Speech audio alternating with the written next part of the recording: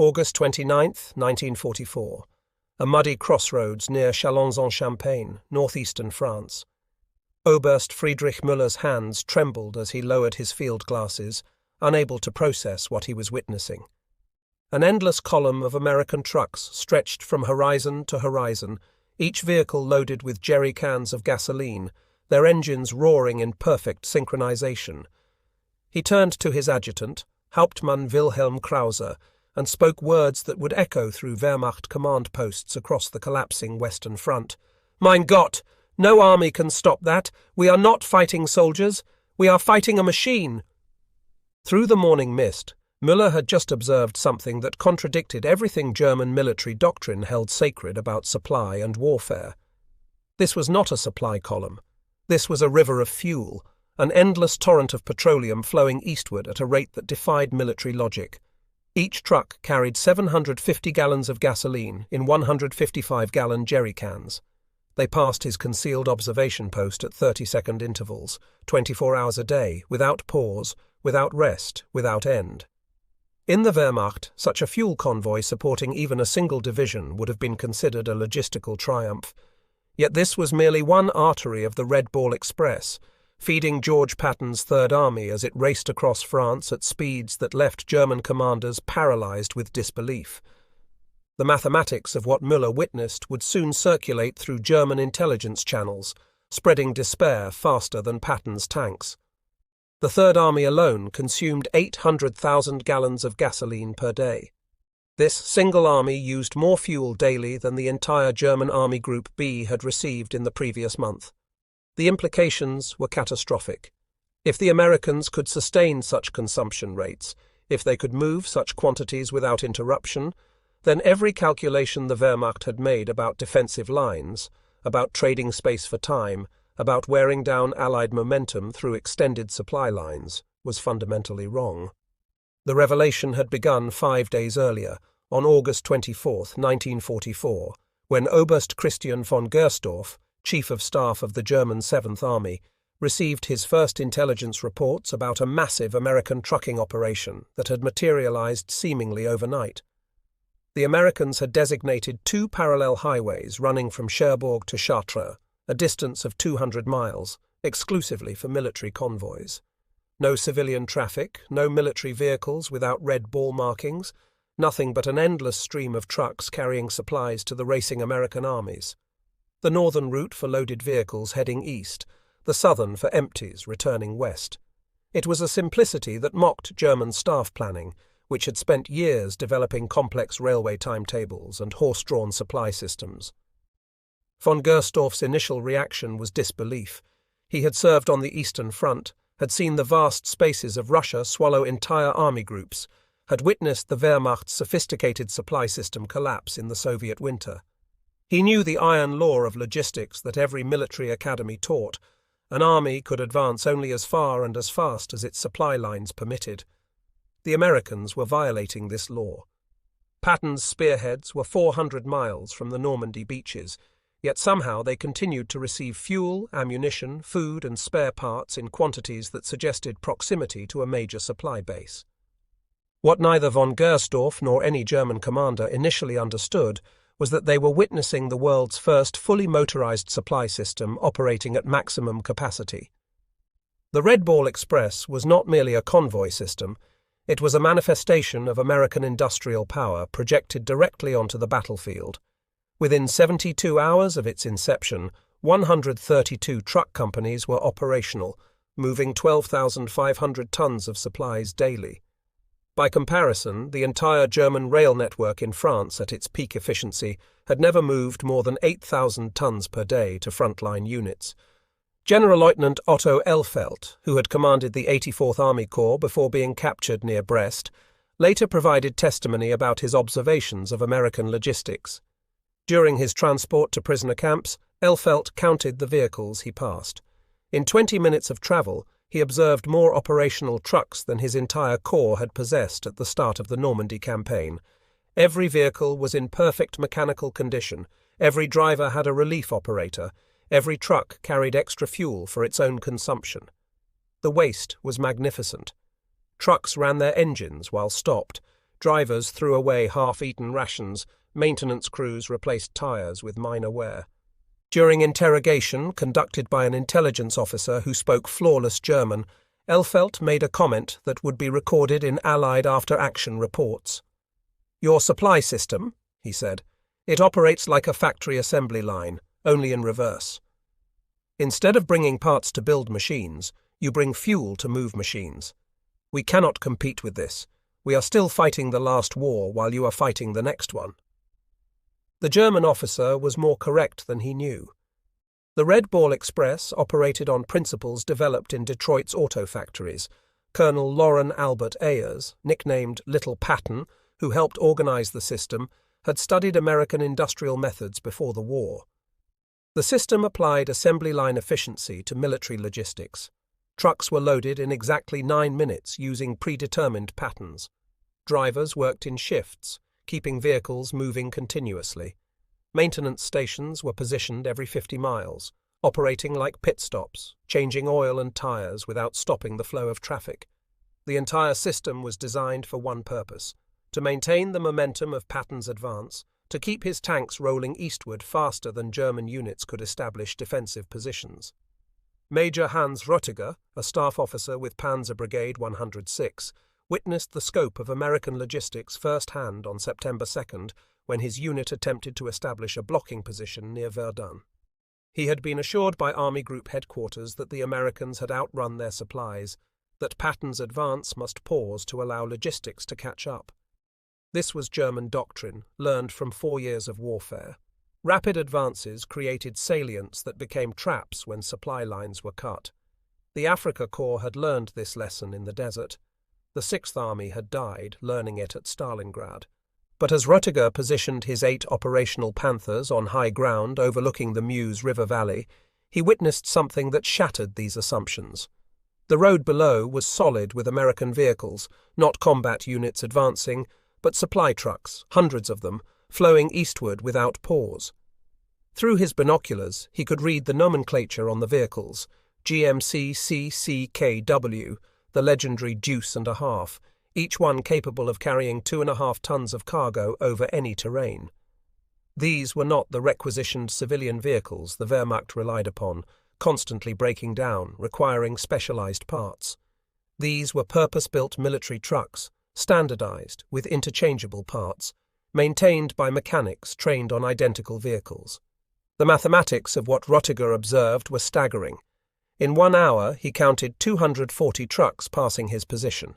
That represented 600 tons of supplies delivered in 60 minutes to units that were supposedly isolated and vulnerable. His 8 Panthers carried enough ammunition for perhaps 20 minutes of sustained combat. The Americans below him were moving enough supplies to sustain a division for a week. He withdrew without firing a shot, radioing headquarters that the position was untenable. In his war diary, discovered after his capture in March 1945, he wrote, "We face not an army but a conveyor belt. They do not supply their forces, they manufacture victory through logistics."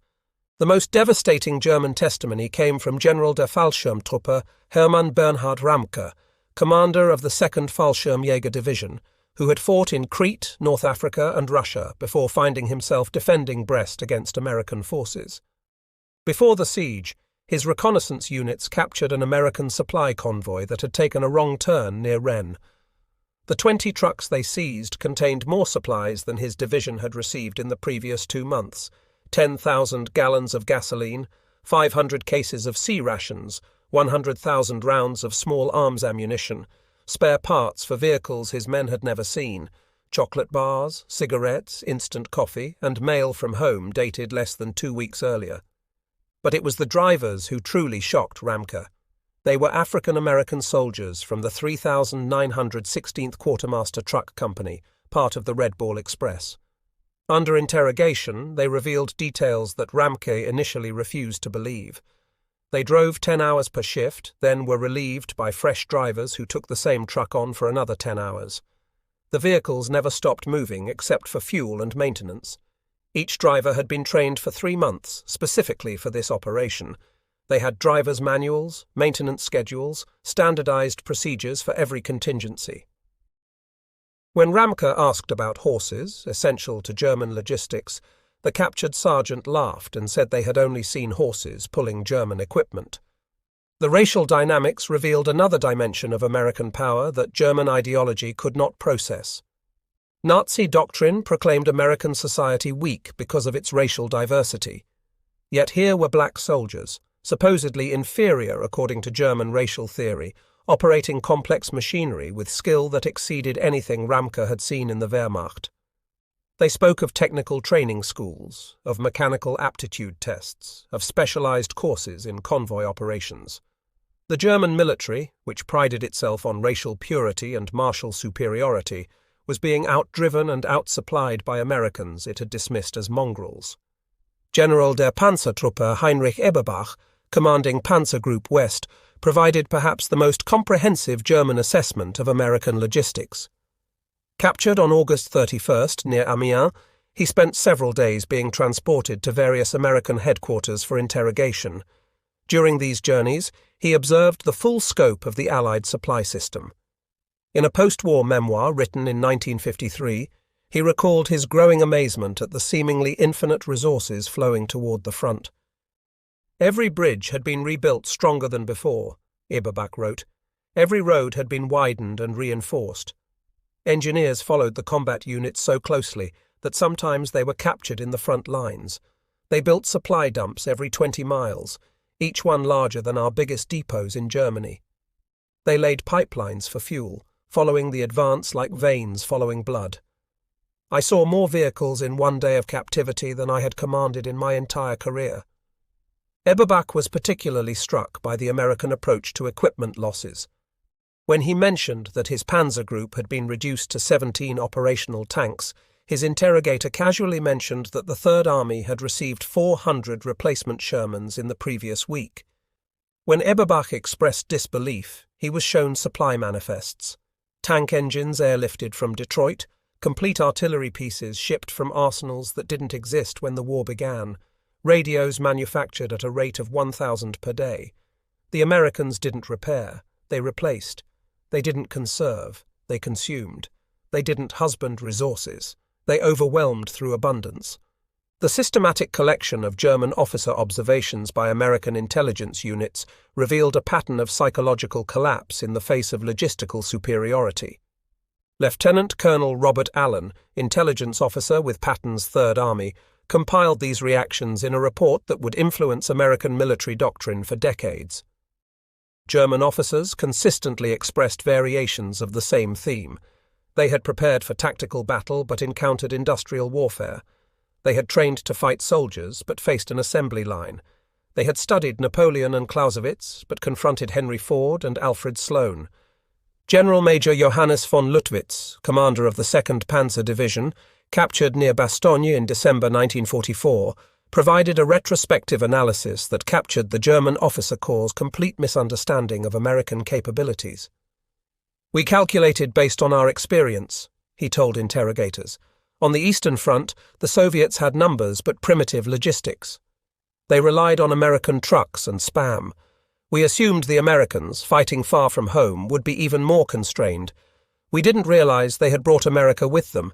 Every soldier was a small factory of destruction, supplied like no army in history."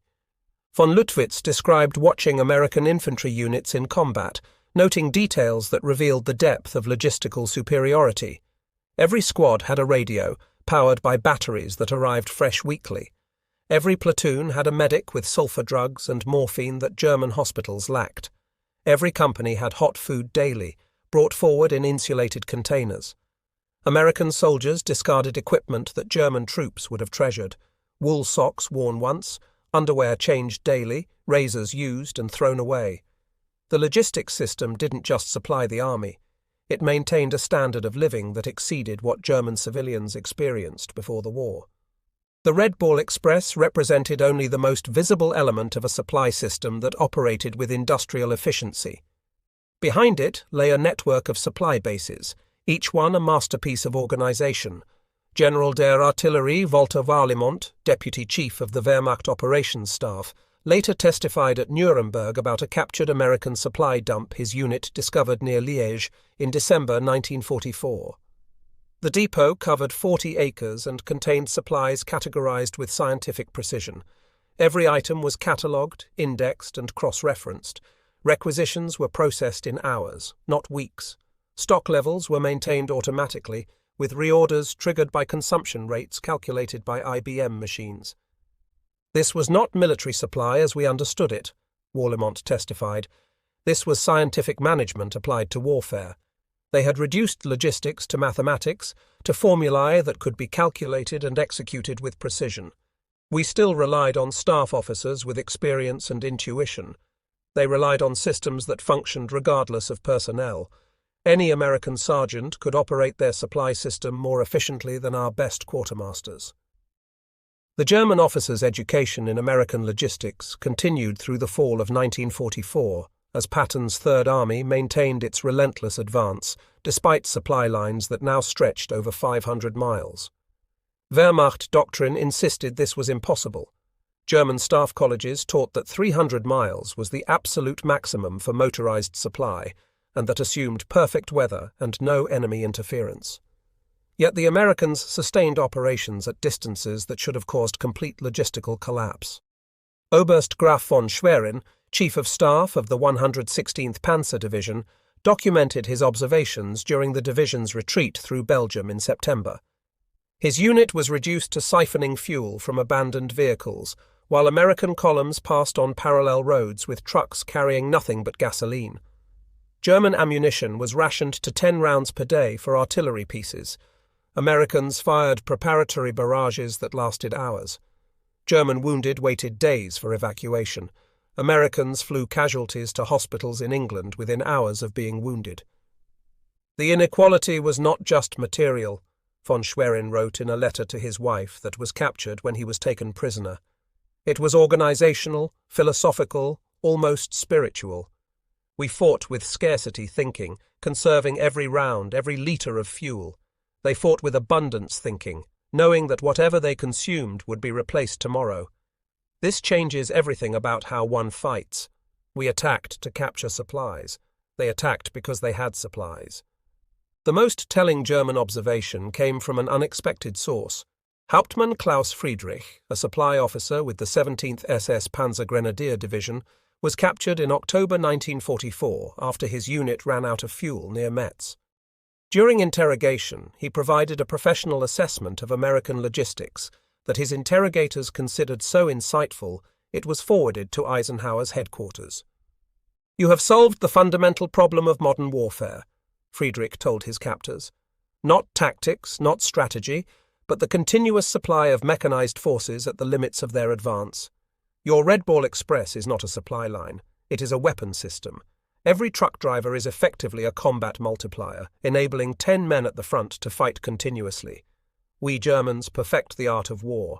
You Americans have industrialized it." Friedrich went on to describe the cascading effects of American logistic superiority. German units spent 60% of their time foraging for supplies, requisitioning from civilians, cannibalizing damaged equipment.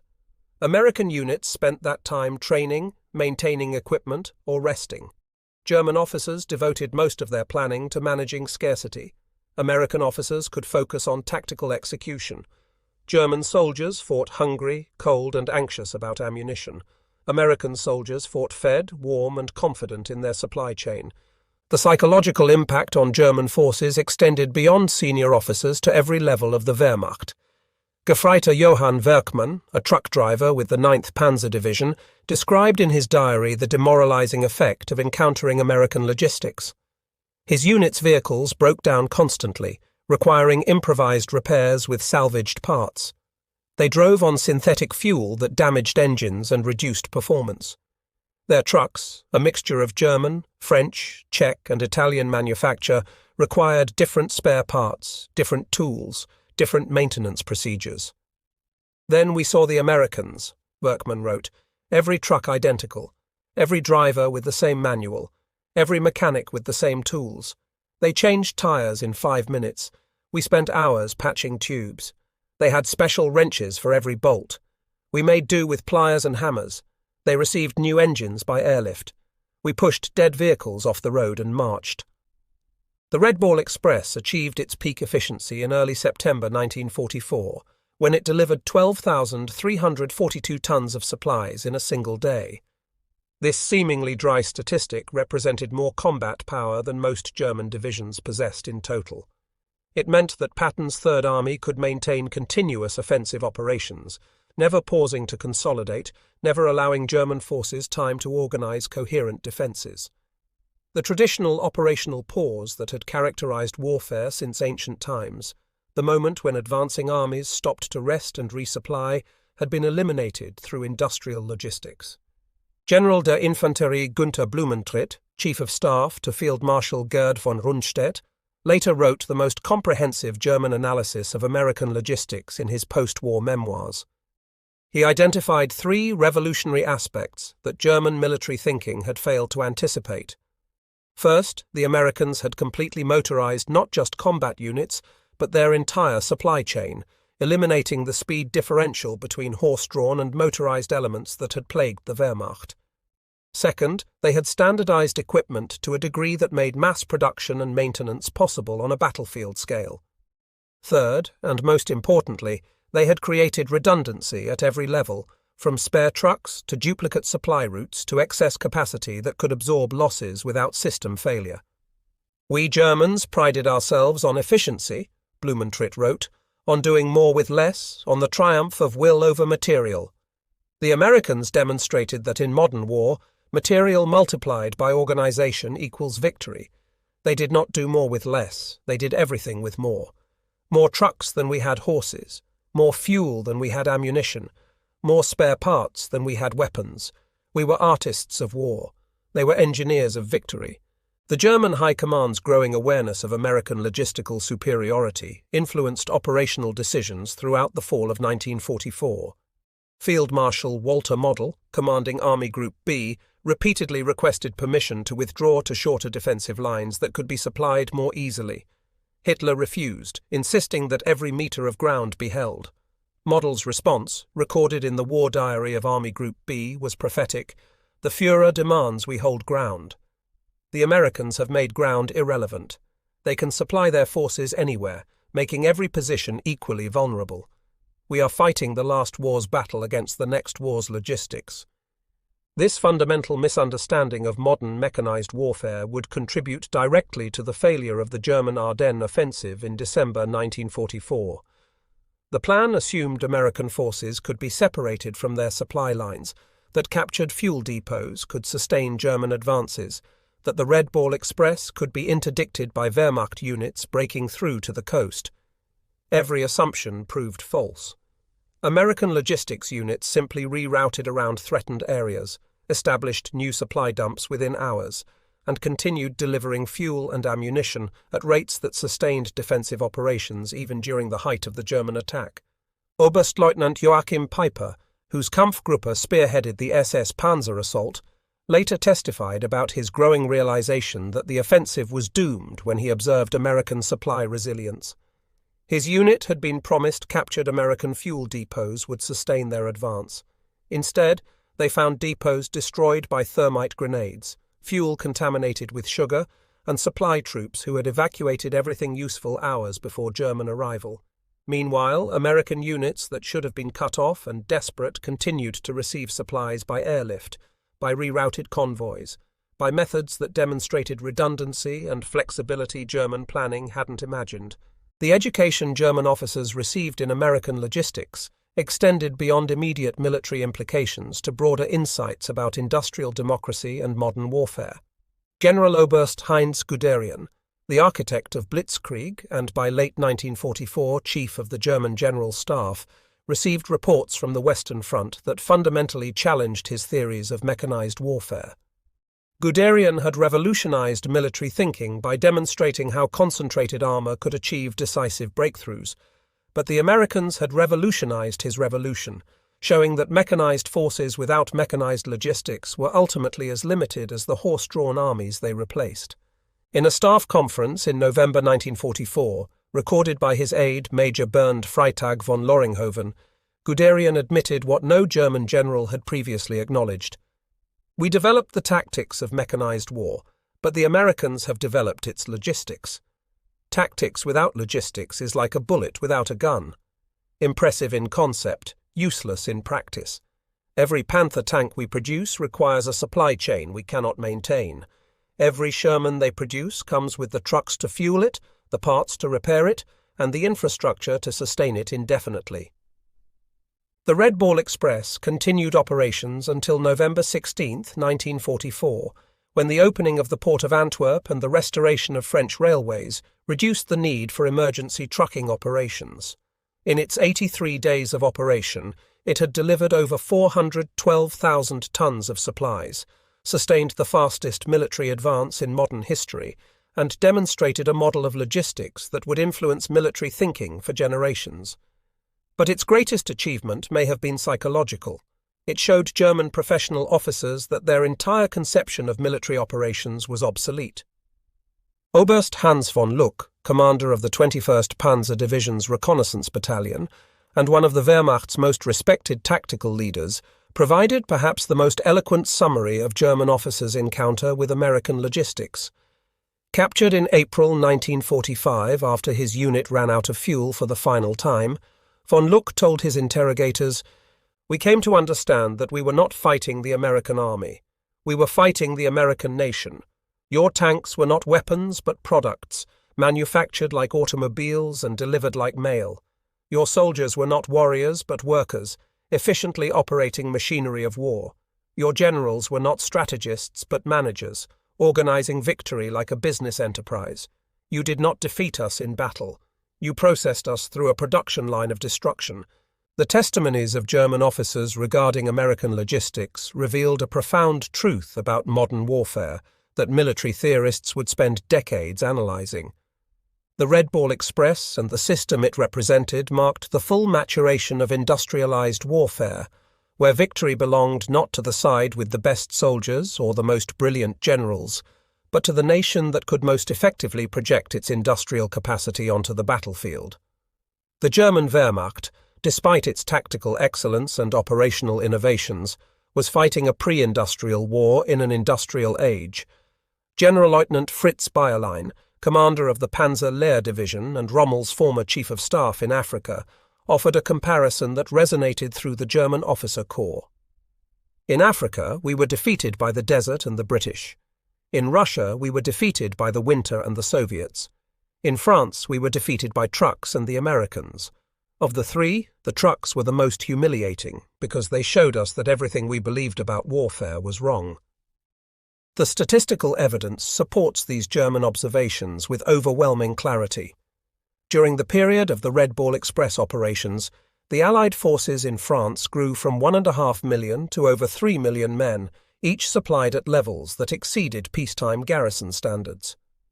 The Third Army alone consumed more fuel in September 1944 than the entire German Army Group Center had used during Operation Barbarossa's opening month. American forces expended artillery ammunition at rates that German gunners couldn't achieve even when ammunition was unlimited.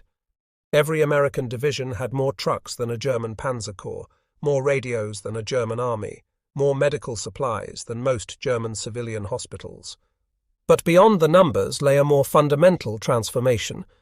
The American logistics system operated on principles of industrial management that German military culture, rooted in Prussian tradition and Nazi ideology, could neither understand nor replicate.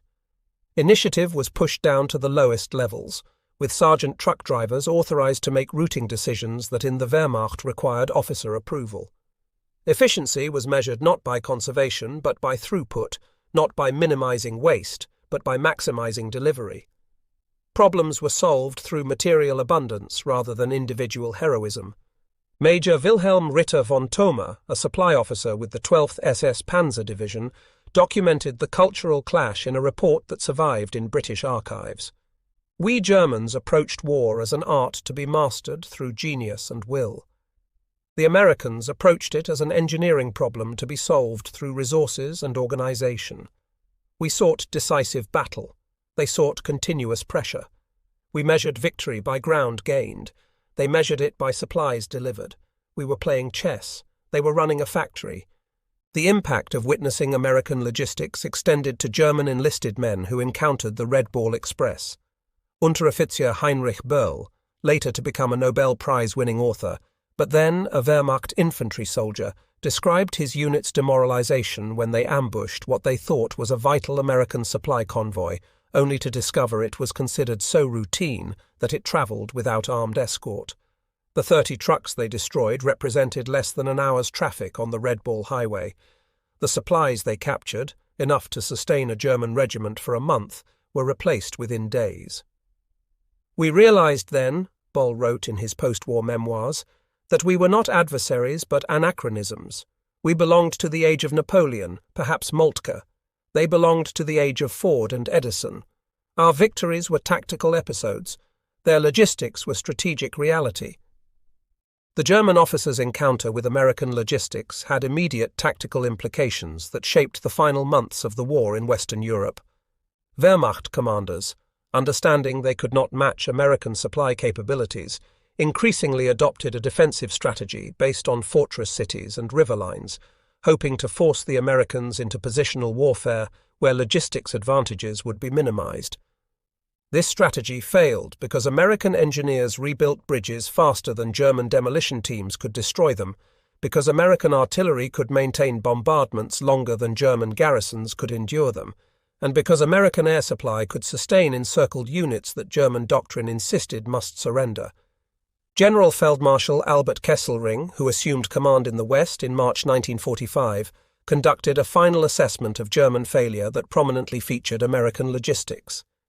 In his post-war interrogation, he stated, "Military history will record that the German army was defeated by the Russian Winter, the British Navy, and the American truck. Of these, the truck was the most decisive, because it represented not just a weapon but a system, not just supply but supremacy, not just logistics but the logic of industrial democracy defeating ideological dictatorship."